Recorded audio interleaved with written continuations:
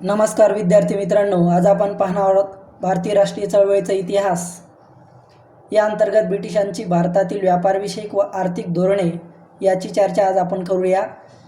यापूर्वीच्या काही घटकांमध्ये आपण ब्रिटिश भारतात आल्याविषयीची माहिती घेतली आहे। ब्रिटिश भारतात जेव्हा आले आणि त्यांनी कशा पद्धतीने व्यापार सुरू केला, त्याचबरोबर त्यांच्या व्यापारविषयक नीती, त्यांच्या आर्थिक धोरणे याविषयीची चर्चासुद्धा इथे या प्रकरणामध्ये आपण करणार आहोत। ही चर्चा करत असताना काही महत्त्वाच्या गोष्टी आपण इथे लक्षात ठेवल्या पाहिजेत आणि त्या महत्त्वाच्या गोष्टी म्हणजे लक्ष देऊ लागले याची पार्श्वभूमी जाणून घेत असताना ईस्ट इंडिया कंपनीला 1600ला जेव्हा ही सनद मिळाल्यानंतर त्यांनी भारतामध्ये 3 प्रोसेसमधून या ठिकाणी आपलं राज्य कमवण्याचा प्रयत्न केला। त्यामध्ये सुरुवातीला ते व्यापारी म्हणून आले म्हणजे तराजू, नंतर त्यांनी तलवार हातात घेतली आणि नंतर ते तख्तावरती बसले। या 3 टप्प्यातून त्यांचे जे काही आगमन झाले, या 3 टप्प्यातील आगमनांची आर्थिक स्वरूपातील माहिती आज आपण पाहणार आहोत। भारतातील त्यांचा व्यापाराचा उद्देश होता जास्तीत जास्त नफा मिळवणे आणि त्या नफ्याच्या माध्यमातून या ठिकाणी आपली आर्थिक सुबत्ता आणणे। मात्र नंतर त्यांच्या लक्षात आलं की इथे व्यापार करण्याबरोबर राज्य करण्यासुद्धा वाव आहे आणि म्हणून त्यांनी पुढे व्यापाराबरोबरच राज्य करण्यासाठी सुरुवात केली। म्हणजेच व्यापारवाद, साम्राज्यवाद आणि आर्थिक साम्राज्यवाद या 3 पायऱ्यामधून या ठिकाणी ब्रिटिश हळूहळू जाऊ लागले। ब्रिटिशांची भारतातील व्यापारविषयक नीती ही सुरुवातीला व्यापार करणे, नंतर या ठिकाणी इथल्या स्थानिक भांडणांमध्ये भाग घेऊन तिथून काही आर्थिक लाभ या ठिकाणी मिळू शकेल का, अशा पद्धतीची होती आणि पुढे त्यांचा तख्तापर्यंतचा प्रवास आपण पुढे पाहणारच आहोत। भारतीय अर्थव्यवस्थेची मीमांसा करत असताना अनेक मीमांसकांनी आपली मते मांडली। त्यामध्ये R.P. दत्त, दादाभाई नौरोजी, गोपाळकृष्ण गोखले किंवा इतर लोकांनी आर्थिक विचार प्रस्तुत केले आहे। त्यापैकी रजनी पामदत्त नावाच्या लेखकाने इंडिया टुडे नावाचा ग्रंथ लिहिला आणि त्या इंडिया टुडे नावाच्या ग्रंथामध्ये भारतीय वासाहतिक अर्थव्यवस्थेच्या 3 अवस्था सांगितल्या आणि त्या 3 अवस्थांमध्ये या ठिकाणी ज्या अवस्था होत्या त्याची माहिती आपण घेऊया। त्यातली पहिली अवस्था आहे वाणिज्यवादी अर्थव्यवस्था, जिचा कालखंड आहे 1757 ते 1813। वाणिज्यवादी अर्थव्यवस्थेचा प्रारंभ हा 1757च्या प्लासीच्या लढाईपासून होऊन 1813च्या रेग्युलेटिंग ॲक्टने या अवस्थेची समाप्ती या ठिकाणी होते। म्हणजेच ही घटना समजून घेण्यासाठी आपल्याला 3 घटना महत्त्वाच्या आहेत। पहिली घटना म्हणजे 1757ला लढली गेलेली प्लासीची लढाई, ज्यामध्ये बंगालचा नवाब विरुद्ध इंग्रज अशी लढाई होती, ज्यामध्ये इंग्रजांचा या ठिकाणी विजय झाला आणि बंगालचा नवाब या ठिकाणी पराभूत झाला। दुसऱ्यांदा परत एकदा 1764ला बक्सारचं युद्ध झालं, ज्यामध्ये सुसज्ज होऊन पुन्हा एकदा बंगालचा नवाब आणि अवधचा नवाब एकत्र येऊन ब्रिटिशाच्या समोर या ठिकाणी उभे राहिले आणि तिथेही त्यांचा पराभव या ठिकाणी झाला, कारण ब्रिटिशांनी या दोनही लढायांमध्ये फारसं कसब न दाखवता ह्या लढाया केल्या, तरीसुद्धा या ठिकाणी भारतीयांचा पराभव या ठिकाणी घडून आला। याची चर्चा कधीतरी आपण करूया। 1765मध्ये मात्र 1764च्या बक्सारच्या युद्धानंतर 1765ला इंग्रजांना बंगाल प्रांतामध्ये दिवाणी मिळाली। दिवाणी या शब्दाचा अर्थ महसुली विषयाशी संबंधित हा शब्द आहे आणि दिवाणी म्हणजे महसूल गोळा करण्याचा अधिकार होय। बंगालमध्ये ब्रिटिशांना जी दिवाणी मिळाली त्यामध्ये फौजदारी स्वरूपाचे म्हणजेच काम करण्याचे अधिकार मात्र नवाबाकडे देण्यात आले। मात्र महसूल गोळा करण्याचं काम नवाबाने करायचं, मात्र त्याला कुठलेही पैसे या ठिकाणी त्यासाठी भेटणार नाही। त्याला वार्षिक सालाना काहीतरी रक्कम या ठिकाणी दिली जाईल, अशा पद्धतीची ही पद्धती होती। म्हणजे अधिकारशून्य असणारा राजा अशा पद्धतीची ही दिवाणी प्रथा या ठिकाणी बंगालमध्ये सुरू झाली। या दिवाणीच्या माध्यमातून ब्रिटिशांना फार मोठ्या प्रमाणावरती या ठिकाणी महसूल मिळू लागला आणि या महसुलाच्या माध्यमातून ब्रिटिश लोक या ठिकाणी धनदांडगे झाले। वाणिज्यवादी अर्थव्यवस्थेचा अभ्यास करत असताना पुन्हा एक गोष्ट लक्षात ठेवली पाहिजे की ब्रिटिशांना कच्चा माल मोठ्या प्रमाणावरती हवा होता आणि ब्रिटिश बाजारपेठेमध्ये त्या कालखंडामध्ये सुती आणि रेशमी कापडाची प्रचंड प्रमाणात मागणी होती आणि हा जो काही माल आहे तो भारतीय बाजारपेठेमध्ये फारच कमी किमतीमध्ये या ठिकाणी मिळत असत।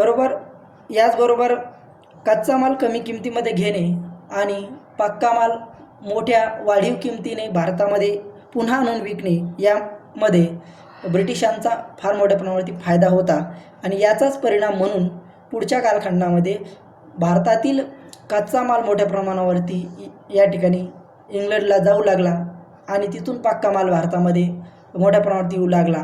याच दरम्यानच्या कालखंडामध्ये आणि यापूर्वीच्याही काळामध्ये भारतीय रेशीम आणि सुती कापड यांना इंग्लंडमध्ये प्रचंड प्रमाणात मागणी असल्यामुळे इंग्लंडमधील उद्योगधंदे जे आहे ते बंद पडू लागले आणि तेथील कारागीर बेकार होऊ लागले.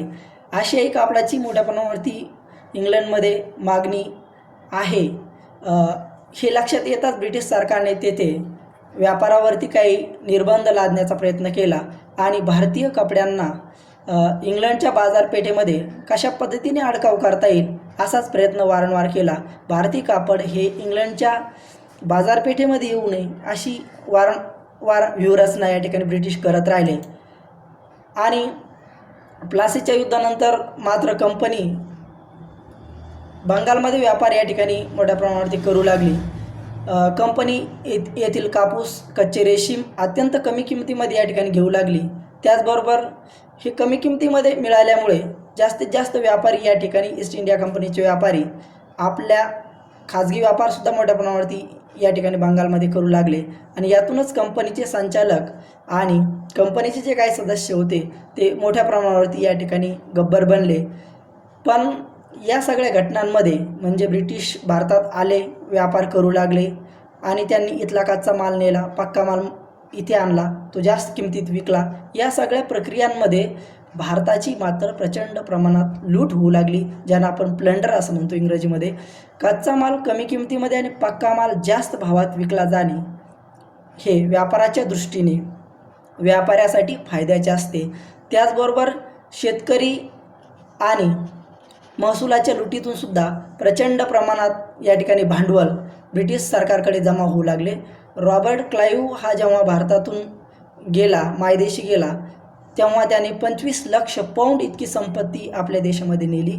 आज 25 लाख पाऊंड याचा हिशोब लावायचा झाल्यास 1 पाऊंड म्हणजे जवळपास 90 रुपये असा जर हिशोब आपण लावला तर ती किंमत आपल्या लक्षात येऊ शकते. वेळेअभावी आपण ते करत नाही. त्याचबरोबर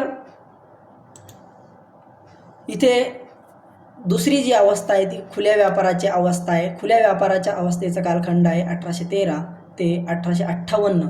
1813च्या रेग्युलेटिंग ॲक्टनुसार कंपनीची म्हणजेच ईस्ट इंडिया कंपनीची भारतातील मक्तेदारी नष्ट करण्यात आली. या पाठीमागे इंग्लंडच्या संसदेतील काही भांडवलदार आणि व्यापारी असणाऱ्या सदस्यांचा फार मोठा हात होता आणि म्हणून ब्रिटिश भांडवलदार आणि व्यापाऱ्यांनी भारतीय बाजारपेठ इंग्लंडमधील म्हणजेच ब्रिटनमधील सर्व लोकांसाठी खुली करण्यात यावी. फक्त ईस्ट इंडिया कंपनीच्या सदस्यांनाच किंवा ईस्ट इंडिया कंपनीच्या व्यापाऱ्यांनाच फक्त इथे व्यापार करण्याची मुभा देण्यात येऊ नये, तर त्याचबरोबर ब्रिटिश सगळ्याच लोकांना या ठिकाणी इथे व्यापार खुला करण्यात यावा अशा पद्धतीची एक शिफारस करण्यात आली.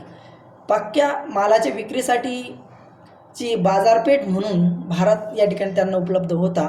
म्हणून जर का ब्रिटिश भांडवलदार आणि व्यापारी भारतामधील कच्चा माल घेऊ लागले आणि त्याचा पक्का माल बनवून या ठिकाणी परत एकदा भारतामध्ये विकला तर अधिकचा जास्तीत जास्त नफा मिळू शकेल. याच उद्देशाने संबंध ब्रिटनला हा व्यापार या ठिकाणी खुला करण्यात आला आणि याचाच परिणाम असा झाला की इंग्लंडमध्ये त्याच कालखंडामध्ये औद्योगिक क्रांती सुरू झाली होती आणि औद्योगिक क्रांतीची उत्पादने विकण्यासाठी त्यांना उत्कृष्ट प्रकारची एक बाजारपेठ हवी होती. हीच बाजारपेठ त्यांना भारताच्या स्वरूपामध्ये मिळाली होती आणि हे त्यांनी ओळखलं होतं आणि म्हणून त्यांनी व्यापार हा सर्वांसाठी खुला केला होता. त्याचबरोबर कंपनीच्या मक्तेदारीवरती आता ब्रिटिश व्यापारी आणि भांडवलदार यांनी हल्ला केला होता, कारण ईस्ट इंडिया कंपनीला पूर्वी सनद मिळाली होती. आता मात्र तिथे सर्वच लोक या ठिकाणी व्यापार करू शकणार होते आणि म्हणून ब्रिटिश कारखानदार, भांडवलदार आणि मोठे व्यापारी यांनी ईस्ट इंडिया कंपनीच्या अधिकाराचं हनन या ठिकाणी मोठ्या प्रमाणात सुरू केलं. आणि या सगळ्या प्रक्रियांमध्ये जी गोष्ट घडून आली ती म्हणजे भारताचे प्रचंड प्रमाणात शोषण घडून आले आणि त्यामुळे हा जो काही दारिद्र्य असणारा भारत आहे हा जास्तीत जास्त दारिद्र्य या ठिकाणी होऊ लागला. तिसरा महत्त्वाचा टप्पा या ठिकाणी आर पी दत्त यांनी आपल्या इंडिया टुडे नावाच्या पुस्तकामध्ये या ठिकाणी वास्तविक अर्थव्यवस्थेचा सांगितला आणि तो होता 1857 नंतरचा या ठिकाणी टप्पा. 1857 किंवा 1850 नंतरचा जो कालखंड आहे तो भारताच्या औद्योगिकीकरणाचा कालखंड म्हणून ओळखला जातो आणि भारतात या कालखंडामध्ये प्रचंड प्रमाणात औद्योगिकीकरण घडून आलं. आपणा सर्वांना माहीत आहे की भारतामध्ये 1850 नंतर म्हणजे 1853ला मुंबई ठाणे ही पहिली रेल्वे धावली. 1854ला पोस्ट खात्याची स्थापना झाली, ज्याची विस्ताराने चर्चा आपण पुढे करणार आहोत. आणि म्हणून 1850 नंतरचा कालखंड हा भारताच्या औद्योगिकीकरणाचा कालखंड होता आणि म्हणून या कालखंडामध्ये भारतामध्ये गुंतवणूक करण्यास मोठ्या प्रमाणावरती संधी आहे. शिवाय आत्तापर्यंत येता भारतामध्ये 1857 नंतरच्या कालखंडामध्ये ब्रिटिशांनी आपली पकड मजबूत केली होती आणि म्हणून सरकारची धोरणे आणि गुंतवणुकीच्या उत्कृष्ट संधी या दोन्ही गोष्टीमुळे भारतामध्ये मोठ्या प्रमाणात व्यापार करण्यास त्याचबरोबर गुंतवणूक करण्यास उपलब्ध झालेल्या संधी ह्या सुवर्ण होत्या असं आपणास म्हणता येईल. आणि त्याचमुळे 1857 नंतरच्या कालखंडामध्ये रेल्वे असेल, व्यापार असेल, जहाज बांधणी, ताग आणि बँका, विमा उद्योगांमध्ये ब्रिटिश भांडवलदारांनी मोठ्या प्रमाणावरती गुंतवणूक करून जास्तीत जास्त नफा मिळवण्याचा प्रयत्न केला. गुंतवणुकीच्या माध्यमातून जी नफेखोरी मोठ्या प्रमाणावरती होत असत आणि त्याचबरोबर कुठल्याही स्पर्धा त्या कालखंडामध्ये ब्रिटिशांना कराव्या लागत नसत. या सगळ्या गोष्टी बरोबर कच्चा माल कमी किमतीमध्ये मिळत असत आणि तो जास्त किमतीमध्ये विकला जात असत, ही बाबही महत्त्वाची आहे. त्याचबरोबर भारतामध्ये मोठ्या प्रमाणामध्ये मजुरांची उपलब्धता होती आणि ते मजूरसुद्धा अगदी स्वस्तात मिळत असे आणि त्यामुळे सुद्धा 1857 नंतरच्या कालखंडामध्ये रेल्वे, रुळाच्या संबंधातील उद्योग असो किंवा इतर उद्योग असेल त्यामध्ये ब्रिटिशांनी मोठ्या प्रमाणावरती आपली संपत्ती लावण्याचा प्रयत्न केला आणि जास्तीत जास्त नफा मिळून भारताला कसं लुटता येईल, कशी संपत्ती भारतातून या ठिकाणी इंग्लंड म्हणजेच आपल्या मायदेशी नेण्यात येईल असाच प्रयत्न या ठिकाणी केला. भारतातील ताग, चहा, मॅग्नीज, मसाल्याचे पदार्थ हे जे काही पदार्थ आहे किंवा सुती कापड असेल, रेशीम कापड असेल इत्यादीची जी प्रचंड मागणी या ठिकाणी होती, ती प्रचंड मागणी असल्यामुळे त्यातूनही प्रचंड प्रमाणात नफा मिळून किंवा त्याची गुत्तेदारी वगैरे करून अशा पद्धतीची धोरणं अवलंबली. त्याचबरोबर इथल्या शेतकऱ्यांनासुद्धा किंवा महसुलाच्या माध्यमातून शेतकरी आणि शेतकरी संबंधित जे काही लोक आहेत त्यांनासुद्धा मोठ्या प्रमाणात लुटण्याचा प्रयत्न केला. शिवाय भारतातील माल जेव्हा या ठिकाणी इंग्लंडमध्ये विकण्यासाठी नेला जात असत त्यावरती संरक्षक जकातसुद्धा ब्रिटिश लोकांना या ठिकाणी मोठ्या प्रमाणावरती मिळत आणि म्हणून संरक्षक जकातीच्या माध्यमातून सुद्धा काही पैसा मिळवण्याचा प्रयत्न या ठिकाणी ब्रिटिशांनी केला. ही गोष्ट उल्लेखनीय आहे, हे आपण लक्षात घेतले पाहिजे. या सगळ्या गोष्टींचा विचार केल्यानंतर एक गोष्ट आपल्या लक्षात येते की ब्रिटिशांनी सुरुवातीला तराजूपासून व्यापाराची जी सुरुवात केली ती नंतरच्या कालखंडामध्ये हळूहळू त्यांची आर्थिक संपन्नता आणि सुबत्ता घडून आणण्यामध्ये महत्त्वपूर्ण ठरली आणि या आर्थिक संपन्नता आणि सुबत्तेच्या माध्यमातूनच पुढे त्यांनी भारतावरती 150 वर्ष राज्य केलं. त्याची सगळी पाळीमुळे ही आर्थिक कारणामध्ये होती हे आपण लक्षात घेणं गरजेचं आहे. म्हणून आर पी दत्त यांनी सांगितलेल्या व्यापाराच्या वासातिक अर्थव्यवस्थेच्या 3 अवस्था ज्या आहेत त्या अतिशय महत्त्वपूर्ण आहेत, त्या समजून घेतल्याशिवाय ब्रिटिशांच्या भारतात स्थायी होण्याच्या राजकारणातील खानाखुणा आपल्या लक्षात येऊ शकणार नाही आणि म्हणून ह्या लक्षात येणं अत्यंत महत्त्वाचं आहे. धन्यवाद.